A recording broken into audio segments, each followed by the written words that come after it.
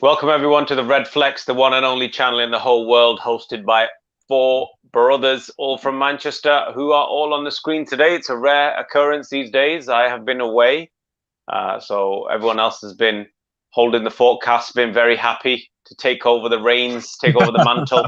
He's desperate. He's desperate for it. It's great to have you back. We were missing you. Thank you very much. Thank you very much. So today we're here because Manchester United have absolutely destroyed one of our bitter rivals, Leeds United, after 16 years. They have been looking forward to this for so long, and we've absolutely slapped them up badly. So starting off with the team selection, I think everyone was a little bit surprised. Cass, I'll go to you because your favorite player made the starting lineup today, and I thought that you would boycott the show, but you didn't. I'll be honest, I was very close. I was very close of boycotting the show, but then I thought it's a massive victory at Old Trafford. I've got to, jump on the bandwagon and celebrate with everyone. But I was very surprised with James starting. I wasn't the most happiest, but he didn't play too bad, so we let him have it as a Christmas present, Yeah, one off. I think. Custom. Yeah, so Solskjaer's gone. Sorry. Yeah, Customer seems as though you're in some dark alleyway. What's going on? Dark, dingy, dodgy alleyway. Little place. Yeah. What's going on? I thought I'd do it for visuals, just for production. He's out there filming right now. Yeah, that's it. One of his movie sitcoms. Yeah, he's on Redflex G right now. So, to be fair, because of the nature of the victory, I don't think we can really even criticize the starting lineup. We were surprised about certain people. Harris, what do you think? Do you think it was a good use of rotation? Obviously, it didn't backfire, could have backfired, but we got a few minutes under our belt for a few players. Yeah, the only surprise for me was, I was saying, look, Pogba's in form. He was the main focus point, the focal point in the last game. So I was very, very surprised he didn't play. I thought, that might come and bite us in the backside. But yeah, after the first 3 minutes, I think it was pretty much in the bag, I'd say. But yeah, great performance from Scott, and happy days. So talking about Scott McTominay, who played instead of Paul Pogba, to be fair, he put in a bit of a shift, didn't he, Abdul? Yeah, very surprisingly, it was a pleasant surprise to see him play in that way. I'm not his biggest fan, but if he keeps on putting in performances like this, might have to change my view on him. So talking about changing views, I think a few of us may have been questioning Ollie, questioning his role at the club, his job, but we've just quietly, after the crushing defeat in Europe, we've just, we didn't really we did a little draw against City, won against Sheffield United, and now we've won again now, and now we've creeped up, we're creeping.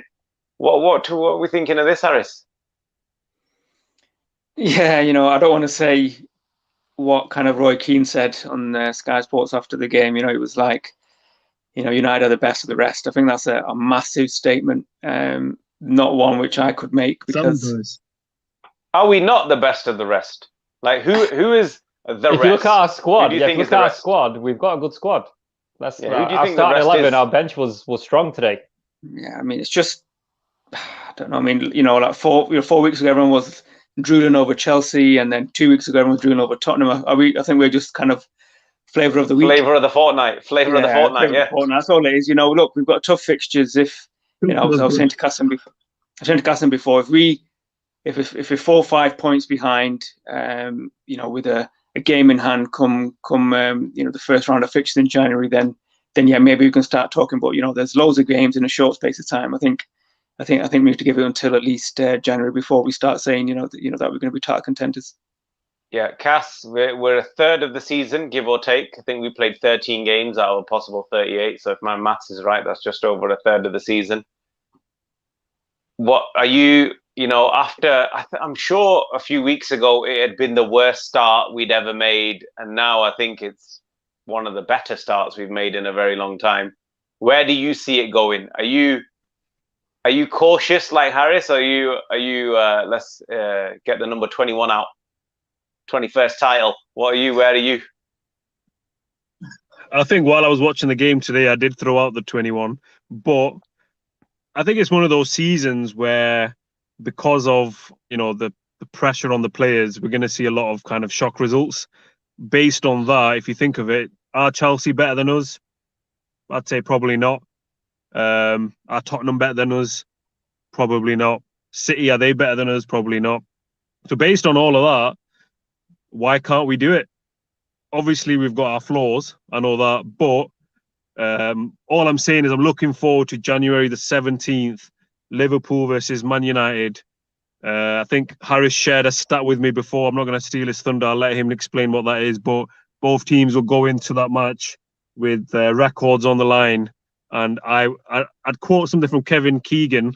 I would love it if we beat them. I would love it if we beat them at Anfield. Classic. That's a classic quote. Yeah. So I think, what is the stat? Best away versus best home or something? Yeah, so obviously Liverpool, I think, what is it, 63 or 64 on the trot. Wow, if Manchester United beat Leicester, they'll obviously equal the most consecutive away wins by any Premier League team in history. And obviously, if they beat Liverpool, they will become the new record holders of that particular title. So, it could shape up to be a massive game. Let's just hope they beat Leicester so it sets it up nicely for the game at Anfield. Let's roll it back to today. Obviously, Bielsa, tactical, known as a magician. Most of the modern day football, the tactics that people employ stem from something or other that he's done. Pep Guardiola, a lot of other managers have looked up to Bielsa. But Solskjaer has done a number on him, Abdul. Absolutely, where is the respect? Yeah. Where is the respect? I think we have actually discussed this in some other shows that we've had as well, that it's just the kind of media narrative against Ole Gunnar Solskjaer is he's not a good manager. Every time he loses a game, it's because he's naive, he's inexperienced, he's got no tactical nous. I'm sure you said that at one point, Usman, as well. But I don't think that's the case. I think we were off to a bad start, and I'm happy to maintain my view at the start of the season. I said it's the nooks and crannies of those poor results were not due to Ole Gunnar Solskjaer's lack of tactical nous. It was due to the fitness of the squad. And that's my opinion. I still think that's the case. So what we need to remember here is Bielsa was shortlisted for Manager of the Year, the FIFA Pro Manager of the Year. And Ole Gunnar Solskjaer has absolutely done a number on him, demolished him, and just totally outworked him, outthought him. So we have to give some credit to him for this performance, for sure. Yeah, I think a lot of we've had concerns about Solskjaer, but the thing is, when he does make a mistake in terms of picking the team or whatever, it usually goes horribly wrong. When he does right, usually when we lose is individual error. And so the majority of the time, I do have to rate his tactics. It's just when it goes wrong, it goes very wrong. And we do have the tendency to capitulate and cause our own issues. So going forward, I don't think anyone can doubt our credentials.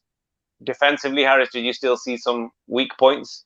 I mean, I think Leeds must have got about 14, 15 shots off against us. But then again, they do that to everyone. So was that a defensively good performance today, or was it poor? I mean, because Leeds normally score anyway. Yeah, it's difficult to say when you're in this type of game where it's kind of open and goals. I think it's very rare to see a team just totally shut up shop when it's that open. So I think the chances were gonna come. But yeah, there were some shocking moments, let's say, from wan-bissaka again, positionally. Abdul's favourite. Yeah, so that was a bit of a concern because obviously, as I said, we've got Leicester, we've got Everton. These are very, very good teams, and I know we're playing away, and away we've got an amazing record, but we can't be defending like that because we'll just get punished, and we can't expect to be scoring 3, 4, 5, 6 goals a game. That's just not going to happen. So yeah, let's see if we can shore it up again. I think it was a derby game. It was one of them games which was always going to be like this because it's just the way that Leeds play. probably have a different personnel for Everton, different personnel for Leicester. So, let's hope we kind of shore it up a little bit at the back. Let's roll it back to the game. Who was the standout performer for you, Cass? I think he was referred to as the Great Scott. Scott McTominay was he was an absolute monster. I'm talking about McTominay. Obviously, me and Ussi had a conversation, or I think he spoke to all of us before, and he was. I let him. He'll discuss what the thought was, but I seen something that kind of supports that, and it made me laugh on Instagram. So Ole Gunnar Solskjaer, in his press conference or one of his interviews after the game, he said that Scott McTominay used to be a striker as a kid, and he's very strong, and he's got very quick feet. So as soon as I read that, I was like, Ussi might be onto something. Yeah, and might be onto something here. So yeah, I'm not the biggest fan of Scott McTominay in the current position. I think he fulfills a role, but I think he hasn't got the full range of tactic. I don't know, the technique for that position. But what I saw today in the first few minutes of his play, he's got a deadly shot, and it's not an accident. It's not a fluke. He scored wonderful goals from distance many times. A City game, Arsenal game, he's got a shot on him. Now, he's got very quick feet for a tall midfielder. He always manages to, do a little shimmy here, shimmy there. He's a willing runner. I mean, the second goal in particular today for me, the way he left the balls just so it would come onto his weaker foot. I mean, you'd have to see it for me to properly explain it. And then the finish, that was a striker's finish for me. And I saw, maybe with the height, the hair, whatever, I thought I was looking at Haaland.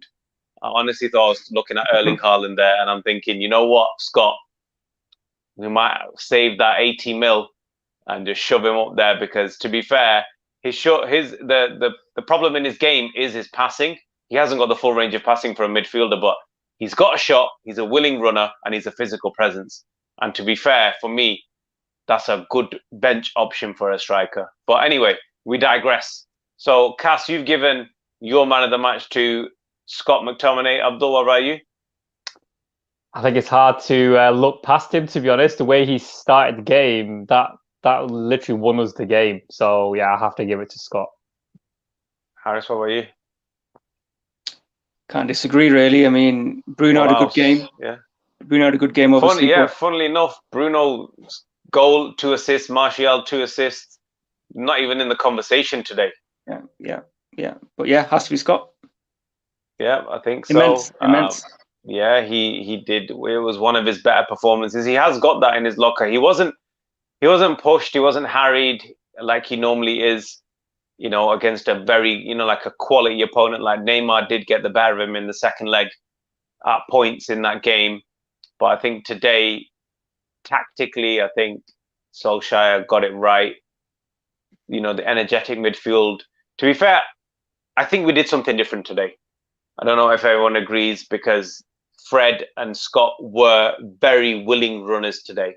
Usually they sit and just hold, but they were very willing runners. I've seen a different side to that today, which hopefully we can implement going forward.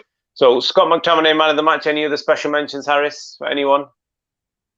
Bruno, obviously, I thought was great. Rashford, was good in parts. Martial, I think obviously could have done better. But yeah, for me, Bruno and Scott. Bruno and Scott. Cass? I thought Daniel James was all right. He was okay. Wow. Wow. But you getting the James shirt? Yeah.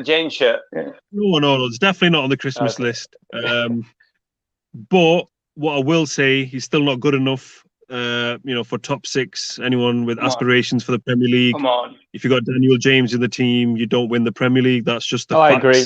Yeah, I agree with that. That's just the facts. We can't, it's not. You can't dispute that. His squad play.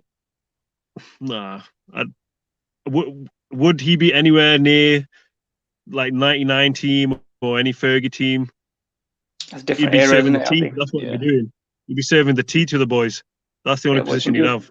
Yeah, I know, but he can do a job. I think he can do a job. Certain games. Okay, so after the victory today, there is a little bit of title talk coming along. Can we, Abdul, with the centre-back pairing we have and the current midfield pivot that we're employing, is that a title-winning team? Is Maguire and Lindelof a title-winning centre-back pairing? Is Scott McTominay and Fred a central midfield that can win the Premier League? I don't think so. I think at the back we're very error-prone. We've got defenders who at times look quite shaky. There's always a mistake in a game from at least one of the defenders, especially the three of Wan-Bissaka, Lindelof and Maguire. One of those three is going to make an error at some point in a game, which will very likely cost us a goal.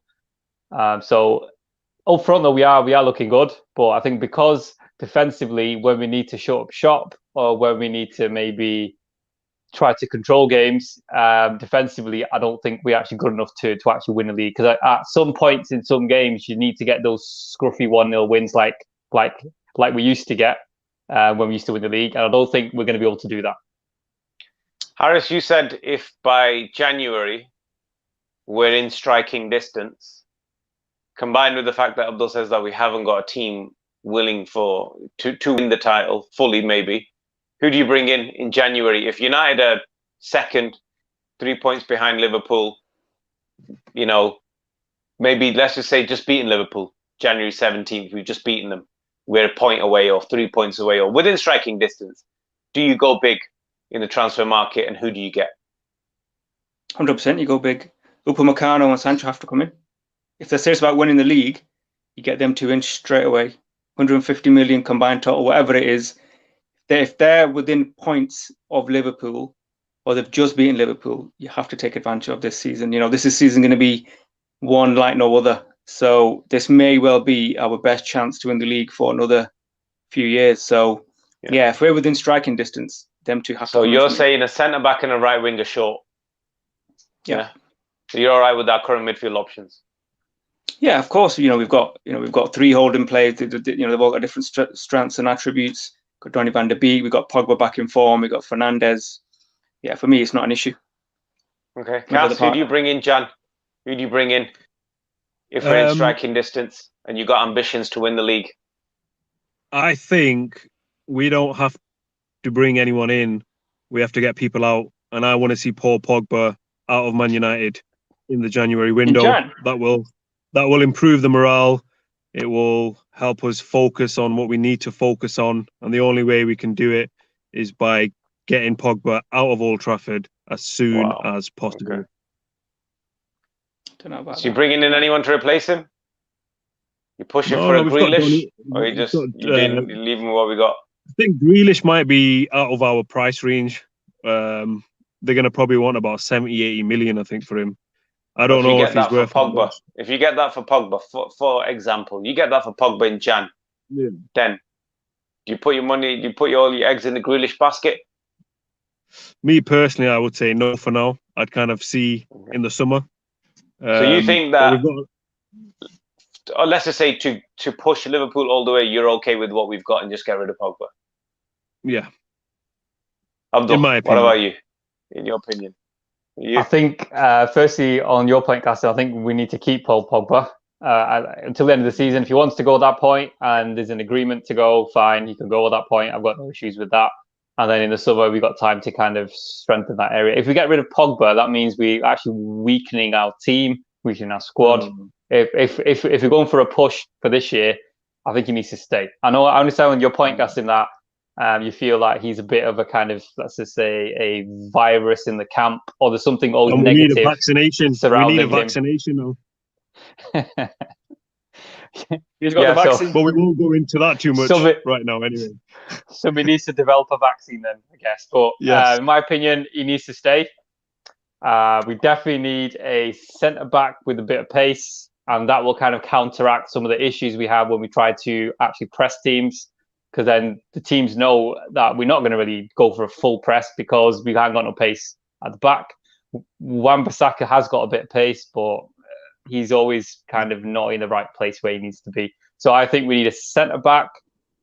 I don't see us signing I think we're only going to get one signing if you do sign anyone, and it has to be a centre back. I would love to see maybe a right winger and a right back to give competition for wan-bissaka. But I think if we can get a centre back, that should put us in a great position. Well, talking about right wingers, we do have Amad Diallo coming in. Don't know whether he's going to be ready, but he's going to potentially fill a right wing slot, so to speak. But yeah, for me, if Pogba goes, I'd probably replace him with someone, a quality defensive midfielder. I'll probably throw all that money into Ndidi, someone like that, of that ilk, maybe a Ndidi type player. I think that can do just as much for our defense as a centre back. Ideally, Upamecano has got a release clause to go for 36.5 million in the summer. I think again, if we maybe throw 40 mil, 45 mil and say, look, why waste your time? Let's get on with it. But then again, Leipzig are still in the competition, so it may be difficult to do that. And then do you just get your second choice, third choice just because you're going for the title? It's a tough one. It is a very, very tough one. But anyway, I'm sure if our form continues, we'll have a lot more opportunities to talk about the title or signings, etc. We're getting close to January, but we do have some more very interesting games coming up very, very soon, which we will be here for to cover. So if you haven't already, you can subscribe to us, like, share, comment, tell us what you thought, tell us your thoughts about the game and United going forward. You can catch us on Instagram and Twitter. As you can see on screen, we're also live streaming on Twitch. And if you have Amazon Prime, you can subscribe to us for free. So make sure you do all that, guys. Thanks for watching the Redflex, the one and only channel in the whole world run by 4 Manchester United supporting brothers from Manchester. And we will see you next time. Goodbye.